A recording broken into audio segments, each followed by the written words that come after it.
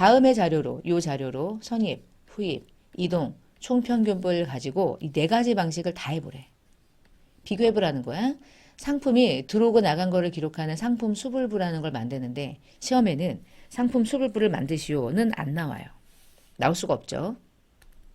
근데 우리는 공부를 하는 입장이니까 한번 그려보는 거예요. 실무적으로 상품 수불자는 엄청 중요해요. 실무에선 중요한데 이 전산 세무회계 자격증에서는 상품 수불부를 기록하는 게 나오진 않고 그냥 이런 걸 내가 이해할 수 있는지를 계산 문제로 출제하는 거예요.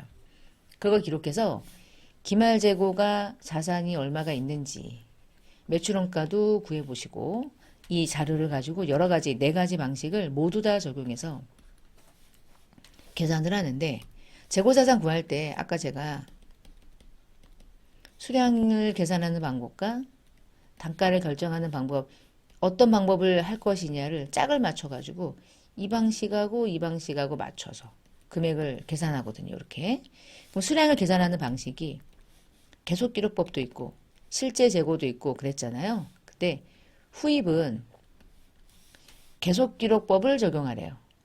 무슨 말인지 이것도 좀 해볼게요. 왜 얘는 후입은 왜 이 말이 붙은 거지? 이유가 있어서. 보면 기초에 10개가 있었대. 하나는 70원이었어. 근데 3월에 30개를 샀는데 그러면 현재 지금 몇 개가 있는지 보이죠? 40개 정도 있는 거죠. 근데 단가가 달라. 그러면 40개가 같은 거예요? 다른 거예요? 10개와 30개는 다른 수량이죠. 다른 단가죠. 그리고 상품을 20개를 팔았대. 그럼 20개가 팔렸으니까 20개가 남아있겠죠? 이때 이 20개는 70원짜리를 판 거예요. 90원짜리를 판 거야. 알 수가 없잖아. 그치? 그리고 상품 매출 옆에 쓰여 있는 요 200원은 매입 단가가 아니라 이 20개를 여기 위에 있는 40개 중에 20개를 200원에 팔았다 이 뜻인 거예요. 그러니까 위에 나와 있는 거는 가지고 있는 매입 단가지만 얘는 판매 단가라는 뜻이고요. 5월 달에 20개 또 샀어. 마지막에 10개를 팔았어. 단가가 막 달라. 이런 거야. 그러면 매입 단가만 잠깐 흐름을 좀 볼게요. 매입 단가는요.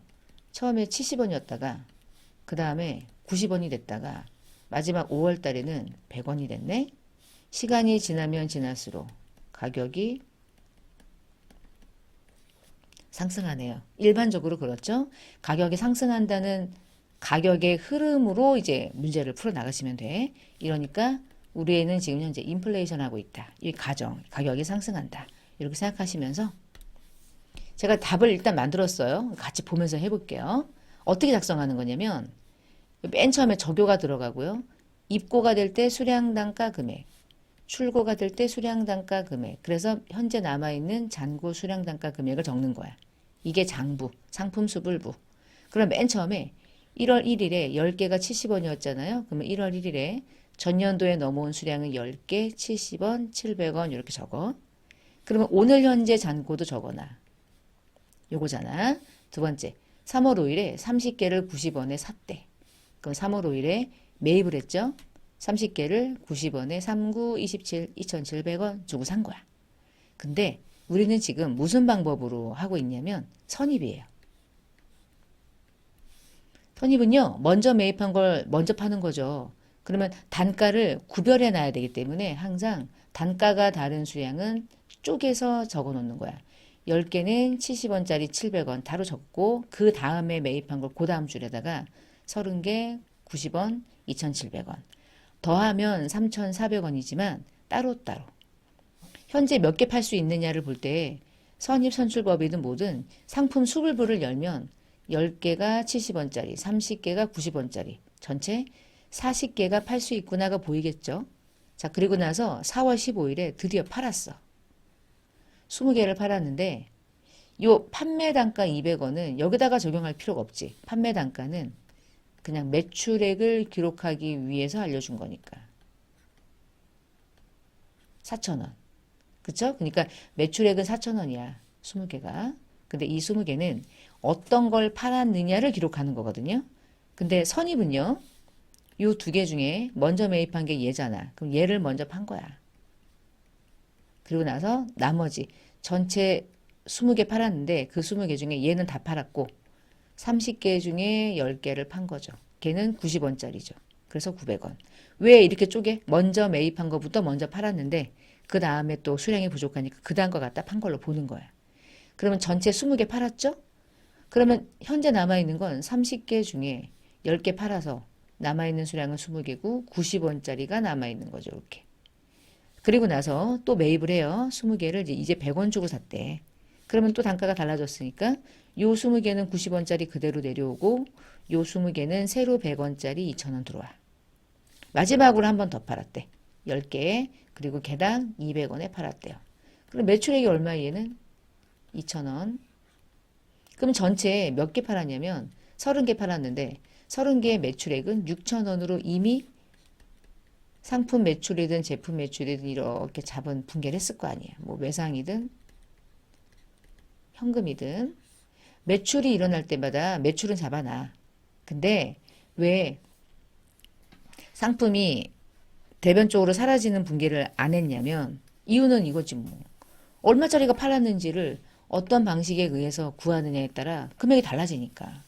그러니까 일단 상품이 들어올 땐 상품만 쌓아 놓는 거야 계속. 그리고 이 모든 것의 마지막은 결산 때 하는 거고. 그럼 지금 20개, 20개, 40개 있는데요. 마지막에 10개 팔았잖아? 그럼 10개가 죽어. 근데 2개 중에 얘가 먼저 죽겠지. 먼저 매입한 건 얘니까. 그럼 10개는 90원짜리가 판매된 걸로 봐요. 자, 마지막에 몇 개 있습니까? 20개 중에 10개 팔았으니까 10개 남았고 걔는 90원짜리고요. 나머지 20개는 다 남아있죠. 이렇게.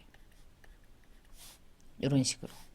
이게 선입선출법이라고 하는 계산 방식이에요. 잠깐 딱딱 지워보고요. 10개, 30개, 20개. 우리는 몇 개를 팔 수 있었습니까? 누가 물어보면 60개를 팔 수 있었습니다. 그런데 이 중에 몇 개를 출고했습니까? 30개를 출고했습니다. 몇 개가 기말에 남았습니까? 30개가 남아 있습니다. 근데 금액을 좀 보니까 금액은 60개를 매입한 금액은 700원, 2,700원, 2,000원에서 5,400원인데 이 중에 30개를 팔았는데 그 30개의 원가는 70원짜리도 붙고 90원짜리도 붙어서 2,500원이 30개에 출고된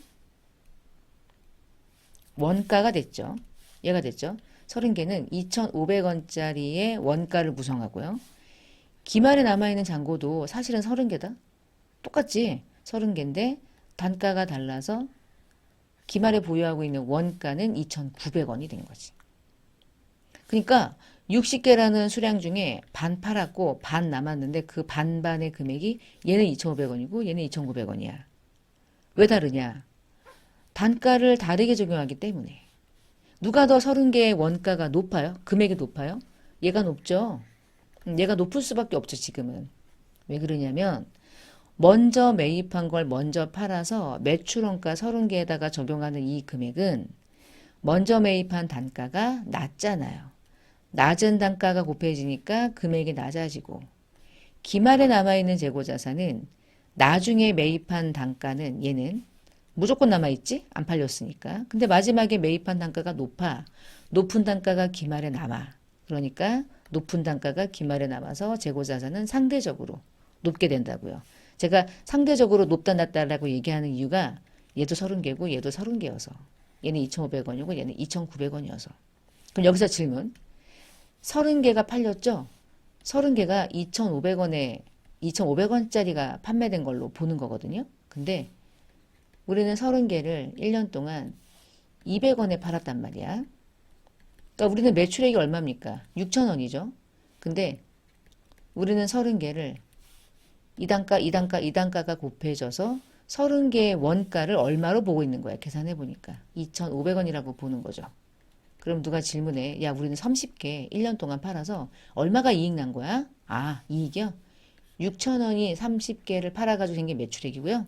30개에 대응하는 원가는 이렇게 구했더니 2,500원이 나와서 매출액에서 매출원가를 차감한 3,500원이 30개에 대응하는 이익이에요. 이렇게 구해지는 거예요. 지금 이익이 3,500원이라고 나왔죠? 뒤에 정리하는 표가 있으니까 일단 그렇게 구하기 위해서 이 표가 필요하다는 거야.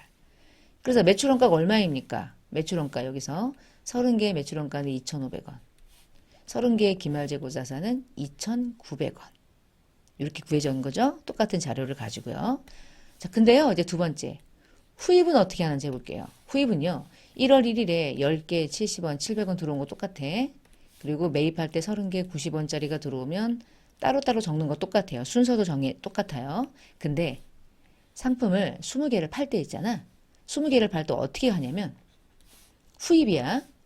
자, 이 20개, 요 두 개 중에 뭐를 후입이에요? 뭐가 후입이에요? 얘가 후입이죠? 그럼 얘를 먼저 파는 거야. 30개 중에 20개를 먼저 파는 거야. 그게 후입이야. 그러니까 90원짜리가 먼저 주고. 그래서 20개는 90원짜리 전체를 판 걸로 보기 때문에 1,800원이 남은 걸로 보는 거예요. 그러면 현재 10개는 고스란히 남아있고, 근데 봐라, 10개는 고스란히 남아있고 30개 중에 20개가 팔려서 10개는 이제 90원짜리가 남아있는 걸로 이렇게 보겠다는 거죠. 다시 20개가 들어와요. 또 적어. 1, 2, 3. 다 다르지? 70원짜리, 90원짜리, 100원짜리.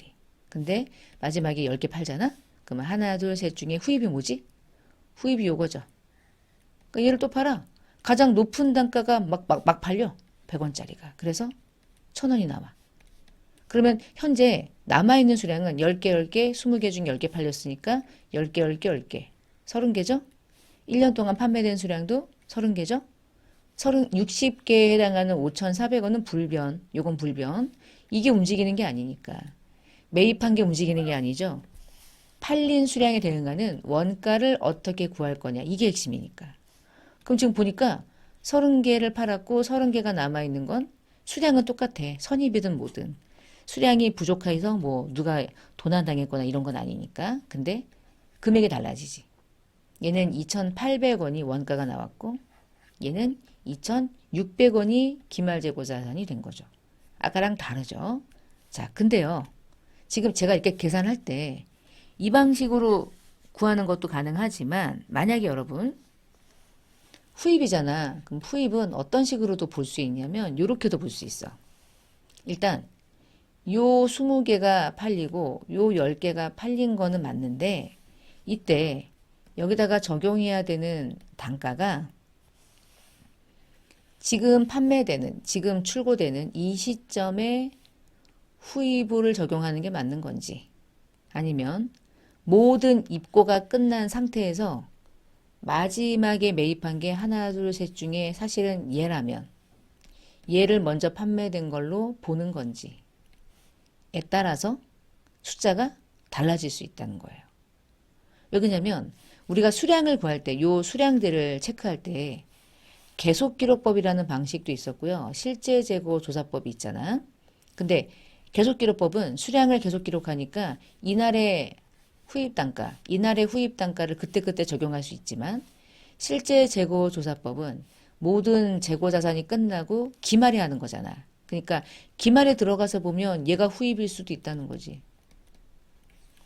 어느 시점에 후입으로 보느냐, 어떤 수량 체크하는 방식을 적용하느냐에 따라서 후입이 달라질 수 있다는 거예요. 그래서 맨 처음에 예제 중에 후입은 헷갈리니까 계속기록법을 적용해가지고 하는 걸로 봅시다. 이렇게 얘기했던 거예요.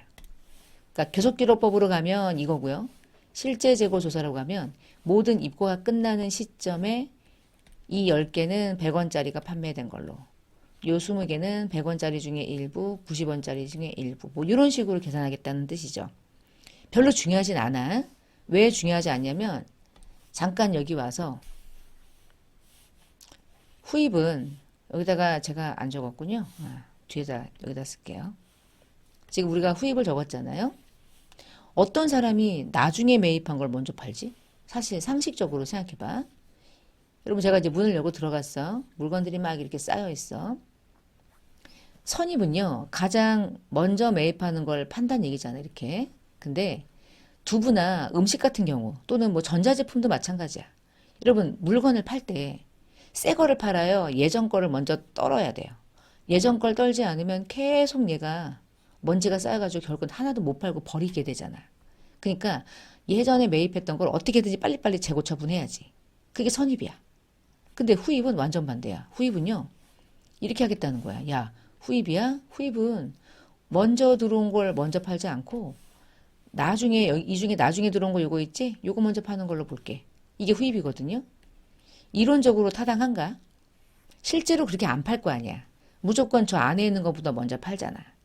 그래서 마트 같은 데 갔을 때 여러분 우유 코너에 들어가면 우유를 이렇게 진열해 놓잖아, 앞에부터. 근데 엄마들 아시죠? 손가락을 막 집어넣어가지고 손을 후벼가지고 요 끝에 있는 우유를 꺼내잖아. 그리고 얘하고 비교하잖아. 뭘 비교해요? 유통기한 비교하잖아. 점원들이 유통기한이 임박한 건 앞에다가 내놓는다고. 빨리빨리 처분하려고. 그리고 유통기한이 아직 남아있는 것들은 속에다가 숨겨놔. 이렇게 나올 수 있게. 그 엄마들이 알거든. 엄마들이 귀신같이 안단 말이야. 그러니까 들어가서 막 손가락 집어넣어가지고 이렇게 접질 이렇게 꺼내가지고 갖고 와. 그러니까 점원들도 알아. 그래가지고 막 섞어놔. 요즘에는. 이렇게 해봤자 똑같아. 유통기한 똑같은 것만 이렇게 진열해놓고 나머지는 숨겨놔. 막 이런단 말이죠. 그러니까 오래된 걸 먼저 팔고 싶어야지 누가 이렇게 해요. 그러니까 후입은 실무적으로 이런 일이 있습니까? 이렇게 물어본다면 없지. 근데 실제로 생각해봐. 들어가서 귀찮으면 이거 먼저 팔 수도 있잖아. 그치? 그런 일이 있을 수 있고. 두 번째, 그 후입을 얘기한 사람들이 얘기한 게 뭐냐면, 야, 선입아, 너 여기 있는 거 어떻게 끊는지 내가 눈으로 볼 거야. 근데 보니까 여기 물건들이 꽉 차 있어가지고 여기 맨 끝에 있는 물건을 꺼내오지 않고 정말 이걸 먼저 파는 거야. 그러니까 후입이 얘기한 거지. 야, 너 말만 선입이지. 어제 매입한 거 바로바로 팔았잖아. 바빠가지고. 그러니까 후입이 맞아. 그랬어.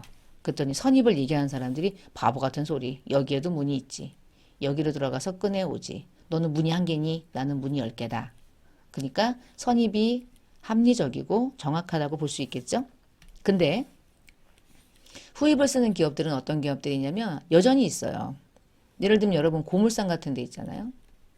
고물상은 물건을 어떻게 쌓나? 바닥부터 10년 전에 사온 고물이 여기 쌓여 있지. 오늘 또 갖고 왔어. 또 쌓아. 계속 쌓는 거죠, 이렇게. 그리고 산처럼 쌓아 놓잖아. 오늘 누가 10kg 달래. 고물 10kg 주세요. 그러면 아저씨가 우리는 선입을 써서요. 위에 있는 거 드러내고 요거부터 팔아야지. 그래요? 아니면 위에 있는 거부터 그냥 10kg 던져요. 이거부터 팔지 누가 밑에 걸 던져. 아저씨는 생각하지. 밑에 있는 깔려 있는 것들은 이미 다 사갔다. 생각하겠지. 이런 고물상들은 후입을 쓰지. 누가 선입을 써요. 그래서 우리나라는 후입이 여전히 있거든요. 코리아는. 근데 KIFRS 있죠. 국제회계 기준. 국제회계 기준은 후입을 인정하지 않아요. 국제회계 기준은 후입이라는 방식을 인정하지 않기 때문에 KIFRS를 공부하실 때는 후입은 아예 계산 자체를 하지 않아요. 문제가 안 나와. 우리는 나와. 우리나라 기준은 여전히 후입이 있어. 저도 후입이 어느 정도는 일리 있다고 생각해. 이런 기업들이 있잖아. 후입을 쓸 수밖에 없는 기업들이 존재하잖아요. 어쩔 수 없이. 그럼 후입을 써야지. 당연한 거니까. 자, 후입은 두 가지 방식을 비교했어요. 그러면 선생님, 왜 선입은 계속기록법과 실제재고 조사를 두 가지 방식 중에 뭘 할지 말하지 않았나요? 라고 물어보면 할 필요가 없어요. 선입은요, 그냥 계속기록을 하든 실제재고를 하든 먼저 매입한 걸 먼저 팔기 때문에 이 중에 먼저 매입은 항상 예고, 그 다음 매입은 예고, 그 다음 매입은 예기 때문에 안 달라져. 그래서 계속이냐 실제냐가 의미가 없어요. 어떤 방식으로 해도 선입은 똑같아. 근데 후입은 달라. 그래서 두 가지를 같이 한번 할 수 있으면 좋아요. 이게 매출 원가고 이게 재고자산이 되는 거죠. 30개와 30개는 같은데 금액을 비교할 수 있을 거야. 좀 이따가. 자, 그 다음에 이제 이동평균법에 대한 건 어떻게 하는 거냐면 이동평균법은 평균은 내는데 이동, 그때그때 평균 내. 그러니까 매입할 때마다 단가가 다르면 그때그때 단가를 새롭게 만들어 놓는 거야. 10개가 70원이 있었죠? 적어 놓고 30개가 90원에 들어왔잖아. 그러면 현재 지금 40개 있잖아. 그럼 40개를 적어 먼저. 그리고 2개를 더해서 3,400원으로 적어. 그리고 나서 3,400원에서 40개를 나누어서 개당 평균 단가를 85원으로 만들어 놓고 며칠 뒤에 이 중에 20개를 팔면 그냥 85원짜리를 판 걸로 보는 거예요. 사실은 70개, 90개의 단가가 수량이 다르기 때문에 이거 가지고 나누기를 한다기보다 두 개가 더해져서 토탈 금액 가지고 나눈 단가를 평균 내면 70원짜리나 90원짜리는 내 장부에서 이제 의미가 없죠. 나는 현재 40개를 가지고 있다. 얼마짜리를 가지고 있냐? 85원짜리를 가지고 있다가 끝이야. 그러면 20개 팔았으니까 지금 현재 가지고 있는 수량은 20개. 단가는 85원이죠. 그리고 나서 오늘 20개를 사왔는데 100원짜리 사온 거예요. 2,000원. 그러면 20개, 20개, 40개. 1,700원, 2,000원, 3,700원 더하고 그리고 나서 단가를 또 평균 내는 거지. 나누면 되겠죠? 평균 낸 단가를 딱 구해놔. 이렇게.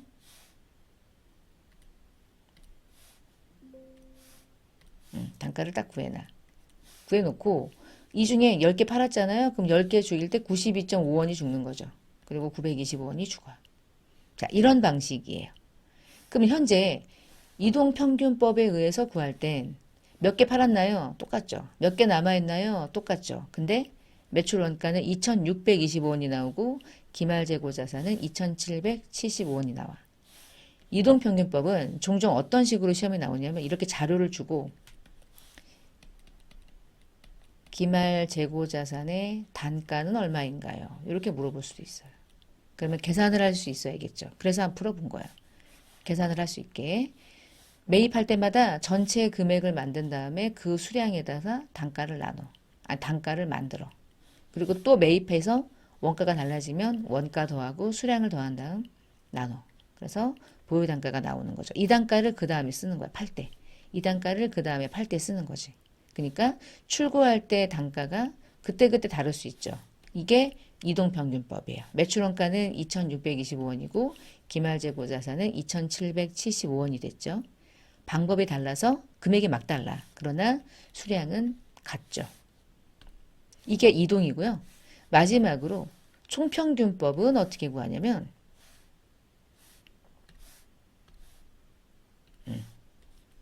총평균법이 제일 쉬워요.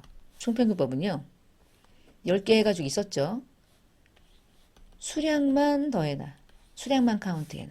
그러니까 10개였다가 30개 들어왔잖아. 그러면 40개 있다. 이렇게 적어놔. 팔 때 써야 되니까. 그리고 사실은 이걸 안 적어 놓는 거야, 원래. 그리고 또 이제 20개를 팔아가지고 20개 있죠. 20개 또 들어왔죠.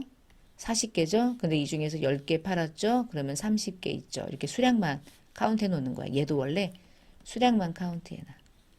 그리고 나서 마감하는 거야. 몇 개 있었지? 60개. 얼마였지? 5,400원. 그러면 나누자.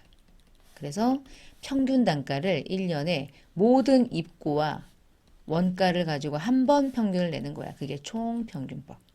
한 번 평균 내면 이 평균된 단가를 여기다가도 적용하고 여기다가도 적용하고 여기다가도 적용해서 30개는 1년 내내 90원짜리가 판매된 걸로. 기말에 남아있는 30개도 90원짜리가 남아있는 걸로. 이렇게 계산하는 방식이 총평균법이에요. 그러면 총평균법은 그때그때 계산해요? 1년에 한 번 계산해요? 1년에 한 번 계산하니까 수량을 계속 기록하는 방법과 실제 재고 조사하는 방법과 둘 중에 어떤 방식과 더 어울립니까? 얘가 더 어울리죠? 실제 몇 개 있는지를 보고 이제 마지막에 단가를 갖다 집어넣는 방식. 이게 총평균법을 구하는 방식이에요.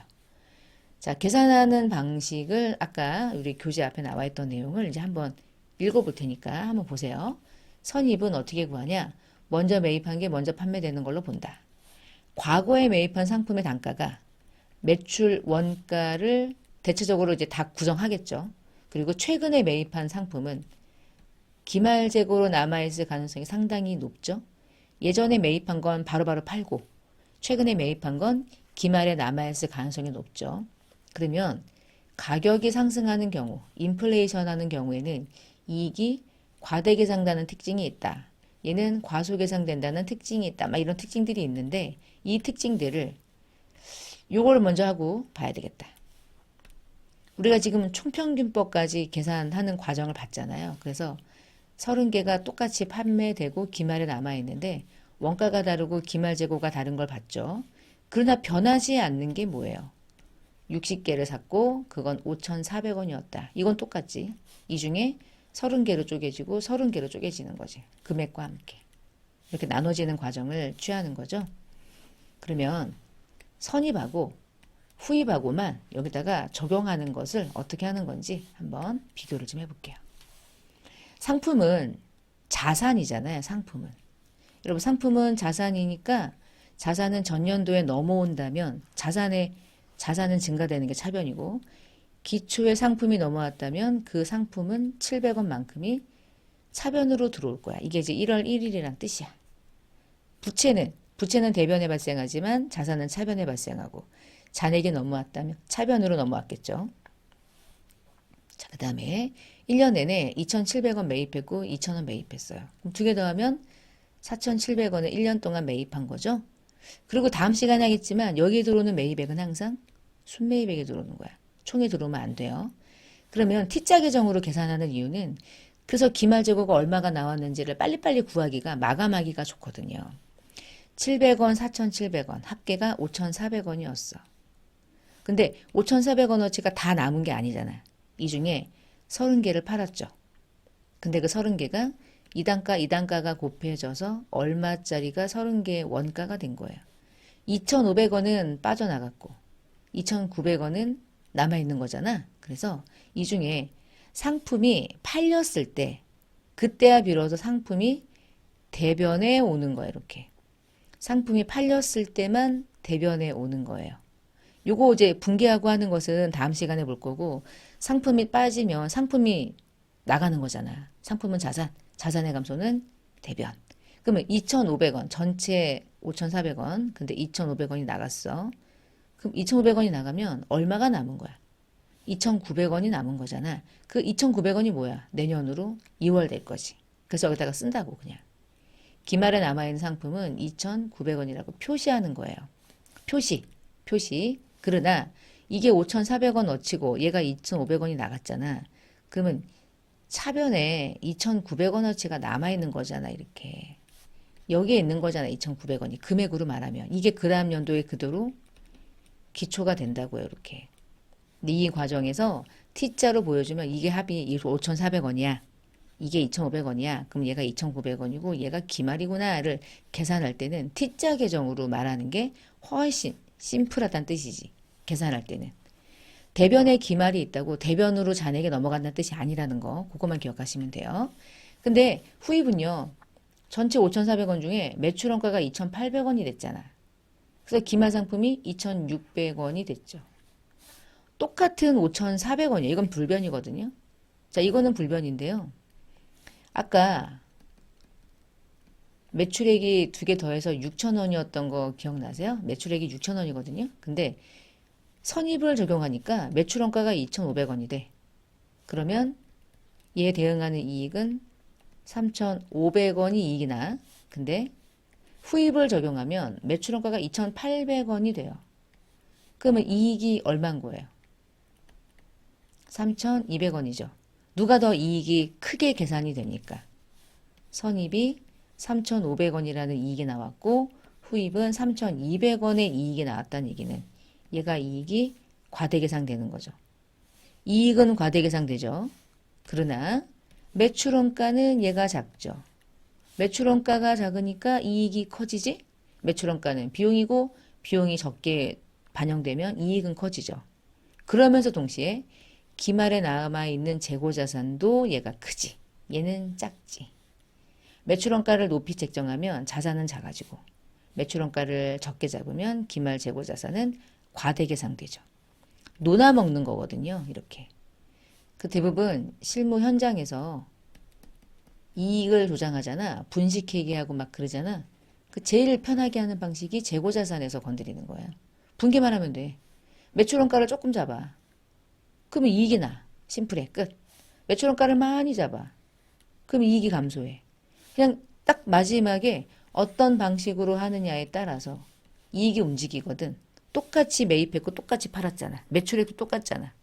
이익을 구할 때는 원가가 중요한데 원가를 어떻게 적용하느냐는 그때그때 적용을 막 하는 거죠. 아주 다양한 방식으로. 그래서 약간의 그 조장이 될 수 있는 가능성이 높은 파트가 바로 이 파트가 되는 거예요. 방금 전에 제가 이제 이 내용들을 계산된 선입과 이동과 총과 후입으로 나누어서 지금 보는데 후입은 계속을 적용한 거, 총평균법은 당연히 실제를 적용한 거, 이동평균법은 그때그때 적용하기 때문에 계속기록법이 적용된 거고요. 선입은 실제든 계속이든 똑같은 거예요. 그럼 첫 번째, 매출액은 다 6,000원이야. 이거는 불변이라고. 색깔 잠깐 칠해놔야겠다. 매출액은 어떤 방식으로 하더라도 매출액이 똑같은 가격으로 판매됐기 때문에 이거는 불변인데요. 이제 원가가 달라지는 거예요. 매출 원가가 선입으로 갔을 때 2,500원이었다. 그래서 이익이 3,500원이 나온 거야. 근데 이동평균법으로 했을 땐 매출 원가가 2,625원이 나와. 그러면 이익은 빼는 거니까 3,375원이 나오고요. 총평균법은 매출 원가가 2,700원이 구해져서 매출과 관련된 이익, 매출 총이익이라고 부르는데 매출에서 번 돈이라고 생각하면 돼요. 매출 원가는 이거고 매출액은 이거니까 이게 남은 거구나. 근데 3,300원이고 후입은 매출 원가가 2,800원이 구해지니까 매출 총이익이 3,200원이 구해지는 거예요. 그럼 여기서 뭘 알 수 있냐면 매출액은 동일한데 매출 원가가 가장 높은 계산 방식이 결국은 후입이죠. 그리고 얘예요. 그리고 얘고 가장 선입이 낮아. 그러다 보니까 원가가 낮다는 얘기는 비용이 낮다는 거잖아. 비용이 낮으니까 이익은 얘가 과대계상되지. 얘가 비용의 이익의 1등, 얘가 2등, 얘가 3등. 왜 이렇게 계산 구조가 나올까요? 일단 첫 번째는 인플레이션이라는 가정하에 한 거고요. 인플레이션이면 처음에는 70원이었는데 그 다음에는 90원이고 그 다음에 100원에 샀잖아. 매입을. 근데 선입은 무조건 얘부터 팔아. 그러니까 매출원가에 대응하는 단가가 낮아. 낮고 기말에 남아있는 재고자산은 높은 단가가 적용된 게 남아. 그러니까 이익은 당연스럽게 비용에 인식해야 되는 원가가 낮은 게 붙으면 이익은 커질 수밖에 없죠. 근데 그 방식의 두 번째가 이동인 거고 이동은 왜 그러냐면 이 세 개 중에 이동평균법은 요 두 개를 먼저 계산 더해서 평균을 나누죠. 그리고 마지막에 요 또 두 개를 해서 평균을 나눠. 그러니까 가중평균이 이렇게 세 개가 더해지진 않는다고. 100원이라는 게 평균 단가에 적용되면 단가가 아무래도 조금은 올라가겠죠. 근데 처음부터 100원을 더하지 않잖아. 얘부터 더하고 나중에 얘부터 더하고 이런다고요. 근데 총은 다 더하지. 다 더하니까 이동평균법보다는 개당 단가가 조금은 올라갈 가능성이 높죠.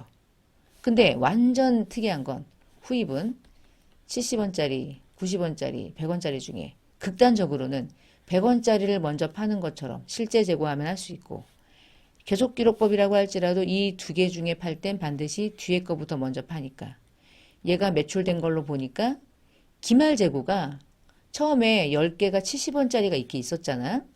후입은요.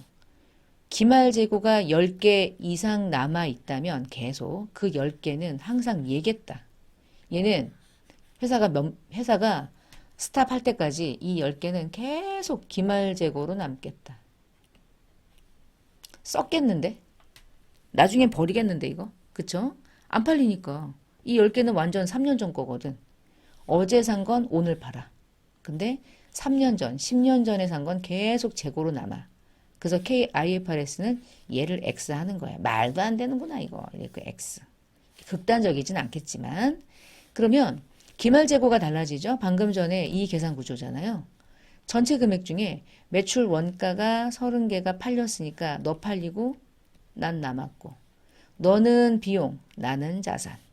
그래서 이 중에 비용과 자산으로 나누는 거예요. 이 중에 판매된 건 매출원가라는 이름으로 비용으로 가라. 너 안 팔렸니? 재고자산으로 남아있어라. 비용과 자산으로 나뉘는 거야. 비용이 2,500원이니까 자산이 2,900원 나왔죠. 비용이 2,800원이니까 자산이 2,600원이 나왔죠. 상대적으로 원가가 높잖아. 그러니까 자산도 낮지. 상대적으로 비용이 낮잖아. 그러니까 자산이 크지. 이런 식의 이제 금액의 차이점을 조금 이해하는 게 중요해요. 누가 자산이 제일 큰가요? 선입이요. 왜요? 원가가 낮거든요. 원가랑 반대거든요. 원가에서 가면 나머지가 재고거든요. 적게 잡았으니까 많이 잡혀요. 그 다음은 저예요. 그 다음은 전데요. 마지막은 저예요. 후입은 가장 원가가 높아. 그러니까 재고자산은 가장 낮을 수밖에. 이렇게. 이 부등호를 물어보는 게 시험에 아주 많이 나옵니다. 그럼 여러분 여기서 이제 외울 게 이거예요. 매출액은 외울 게 없지. 매출액은 그냥 나올 때마다 갖다 붙이면 되는 거니까. 중요한 건 매출 원가가 어떻게 부등호가 구성되나요? 라고 물어보면요. 매출 원가는요. 가나다 순대로 외우시면 돼요. 가, 선, 이, 총. 가나다 순이죠? 근데 매출 원가는 이 순서가 매출 원가의 작은 거야, 큰 거야? 작은 순서지. 후입이 가장 크지. 선입이 가장 작죠. 봐요. 요거 하나 외워. 그러면 나머지는 자연스럽게 이해가 되는 거야. 매출 원가가 이러면 매출 원가가 이렇게 되면 이익과 자산은 어떻게 돼? 이제 반대지. 원가가 낮으면 자산은 클 거고 원가라는 비용이 작으니까 이익은 크겠지. 그러니까 부등호가 같이 움직이는 거는 매출 총 이익이랑 재고자산은 부등호가 같아요. 반대가 되는 건 매출원가죠.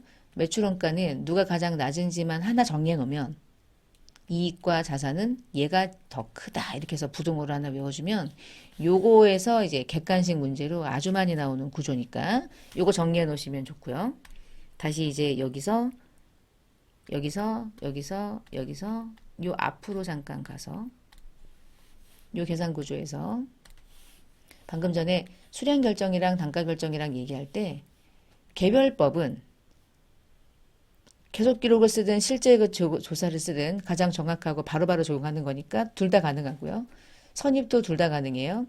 후입도 둘 다 가능해. 근데 이제 계속 기록법을 썼던 것 뿐이죠. 근데 총평균법은 항상 실제 재고조사만 가능해. 총평균법은 기말에 한 번 하는 거니까 계속 기록하고는 어울리지 않아. 근데 오히려 이동은 계속 기록이지. 실제 재고가 아니지. 얘는 계속적으로 기록해서 단가를 구하니까. 그 얘기야. 어떤 걸 짝짓기를 할 수 있느냐의 차이. 자, 마지막으로 조금 시간이 넘어가긴 했지만 정리는 해야 되겠네요. 개별법은 봤죠? 자, 선입을 얘기해 볼게요, 지금부터. 먼저 매입한 게 먼저 팔죠? 그러면 과거에 매입한 상품의 단가가, 낮은 단가가 매출 원가를 구성하고 최근에 매입한 비싼 단가가 기말 재고로 남겠다. 그래서 가격이 상승하는 인플레이션의 경우 이익이 가장 과대 계상될 수 있다는 특징이 있다. 실제 재고나 계속기록법과 어떤 방식을 해도 답은 똑같다. 그래서 둘 다 가능하다. 또한 실제로 물건을 사고 팔 땐 이 방식으로 하지 않을까? 그래서 실제 물량 흐름하고 일치한다. 그 얘기예요. 그게. 그러나 이럴 수는 있지. 현재 우리는 그래도 지금 마지막에 매입했던 게 100원. 잠깐만. 단가가 뭐 어떻게 됐지? 가장 마지막에 매입한 게 100원이고 판매 단가가 200원이죠. 최근에 매입한 게 100원이죠. 근데 이 100원을 우린 현재 얼마에 팔고 있어요? 200원에 팔고 있잖아. 근데 선입은 내가 지금 판매하고 있는 200원에 대응하는 원가가 예전 매입 단가죠. 막 70원 적용하고 90원 적용하지. 얘가 매입된 것처럼 원가를 반영하잖아. 그러니까 현재 수익에 그것에 대응하는 비용, 원가가 너무 적절하지 않다는 거지. 사실은 최근에 매입하는 단가 대비 최근에 매출하는 단가, 이게 더 적절한 이익을 구성하는 것으로 보일 수도 있잖아. 근데 단가 적용이 너무 예전 단가가 적용된다는 그 얘기가 이거예요. 현행 수익과 요거와 현행 적용되는 비용인 매출 원가가 적절하게 대응되기가 쉽지가 않다. 너무 옛날에 매입했던 단가를 현재 매출이 되는 매출액에다가 대응시켜서 그것을 비용이라고 인식하니까. 그래서 이익이 큰 거예요. 옛날 단가가 판매된 걸로 봐버리니까. 그게 선입이었고요. 특징이죠. 이 특징을 객관식으로 문제에서 많이 내거든요. 이거 다 열거해가지고. 그래서 한번 보셔야 돼요. 후입은 반대죠. 나중에 매입한 게 먼저 팔려. 가장 마지막에 매입한 게. 그러면 최근에 매입한 게 매출원가가 되죠. 단 과거에 매입했던 그 70원짜리가 계속 기말에 남겠지. 그럼 인플레이션일 때는 얘가 어때? 특징이 이익이 가장 적게 나올 수밖에 없어. 최근에 매입하는 비싼 단가가 바로바로 매출되는 것처럼 보니까. 그래서 문제는 뭐냐? 실제로 그렇게 팔겠니? 이거죠. 그러니까 실제 물량 흐름하고는 좀 불일치한다. 그러나 현행 매출액 수익과 현행 적용되는 그 비용, 매출 원가가 보다 대응이 적절하다. 얘보다는 적절하다. 이런 뜻이겠죠. 그게 선입과 후입을 비교할 때 여러분이 이론적으로 적용해야 될 이제 말 문제고요. 총평균법은 언제 단가를 낸다고? 기말에 한 번. 기말 시점에 하나의 평균 단가를 낸다. 그걸 가지고 모든 매출된 수량과 모든 기말 재고 수량에 동일하게 적용해요. 그래서 금액을 구하죠. 총평균법은 계속 기록하는 방법으로는 못해. 그러니까 실제 재고조사밖에 안 되고요. 결산 시점에 한 번 구해줘. 단점은 뭘까? 기중에 매출할 때마다 매출원가가 얼마인지를 모른다는 거지. 기말까지 가야지 평균 단가가 그때야 비로소 나오니까. 그래서 그게 약간의 이제 문제점이라면 문제점. 자, 비교해서 이동평균법. 재고자산을 매입할 때마다 평균을 내. 그래서 그때그때마다 매출될 때마다 매출원가를 평균 단가를 적용해서 매출된 것처럼 보는 거예요. 그러니까 매입할 때마다 새롭게 단가를 결정해야 돼. 그래서 계속기록법만 가능하고요. 실제 재고조사법으로는 할 수가 없었다. 이 얘기예요. 어떤 단가가 더 좀 바로바로 시중에서 판매되는 단가 대비했을 때 수익비용 대응이 적절할까요? 여러분이 보실 때는 뭐가 제일 적절해 보이세요? 이게 대응이 적절하다고 얘기한 건 얘하고 비교해서 하는 거지. 이 방법이 제일 낫지 않나? 매입할 때마다 단가를 평균 내는 게 현재 시중에서 매입하는 단가가 고스란히 평균 단가에 반영이 되잖아. 그게 바로 또 판매되는 단가에 그대로 적용돼서 비용화가 되는 거니까. 이게 이동평균법이 예전에는 아주 예전, 고리적에는 힘들었겠지. 계산을 해야 되니까 매입할 때마다. 근데 지금은 계산할 필요가 있어? 엑셀만 돌려도 바로바로 나오잖아. 그치? 컴퓨터가 어마무시하게 잘 돼 있는데 이게 어려울 리가 있겠어요? 그러니까 이 방법도 꽤 괜찮죠. 우리가 앞에서 유가증권을 공부한 적 있잖아요. 제가 삼성전자의 주식을 1월 6일에 7만 원 주고 샀는데 2월 1일에는 6만 2천 원 주고 샀어. 막 이래. 되게 많아. 그러면 이 단가를 판 걸로 볼 거냐, 이 단가를 판 걸로 볼 거냐, 아리까리 하잖아요. 유가증권은 통상적으로 무슨 방법을 단가 적용할 때 쓰겠어요? 대체적으로 이동을 쓰지. 유가증권은, 재고자산은 이 중에 내가 마음에 드는 건 하나 쓰면 되고, 한 번 결정하면 특별하게 업종이 변경되지 않는 한 계속 유지한다. 왜 이걸 유지해야 되냐면 선입은 이익이 많이 나는 특징이 있잖아. 인플레이션일 때. 만약에 여러분 인플레이션의 반대, 디플레이션이면 어때요? 반대가 되겠지. 얘가 더 이익이 많이 나겠지. 얘가 이익이 적게 날 거고. 디플레이션이면. 그래서 우리는 지금 어떠한 가정에 의해서 지금 얘기하고 있는 거냐면 인플레이션이라는 가정 하에 얘기하는 거예요. 디플레이션이면 반대인 거야. 후입이 제일 많이 이익이 나는 거야. 디플레이션이면. 그러니까 이 선입이나 이 후입이나 총평균법이나 이동평균법이나 이 중에 인플레이션일 때 이익이 많아. 그러면 대체적으로는 인플레이션이라는 거는 경제적인 상황에 살고 있으니까. 그럼 기업이요. 이익이 많이 나는 방식을 선택했다가 다음 연도에는 이익 많이 나니까 세금 엄청 내네. 안 되겠다. 바꿔야겠다. 바꾸고. 다음 연도에는 그게 그거네. 바꿔야겠다. 맨날 바꿔? 내 맘대로? 그러면 맨날 바꾼다는 얘기는 뭐 하는 거죠? 이익을 내가 마음대로 조장하고 있다는 거잖아. 여기서 이익이 나오는 거니까. 조장하는 거잖아요. 그래서 그렇게 못해요. 한번 적용하면 특별한 업종이나 어떤 상황이 바뀌지 않는 한 처음 정한 방법대로 끝까지 간다. 무슨 방법을 선택하느냐를 기업이 잘 선택해야겠죠. 자, 여기까지는 이제 이론적인 내용이고요. 아까 얘기했던 요 계산하는 방식이 짝짓기를 한번 해본 거고, 하나의 예제를 가지고 마지막까지 구해서 요 과정까지 한번 계산을 해봤습니다.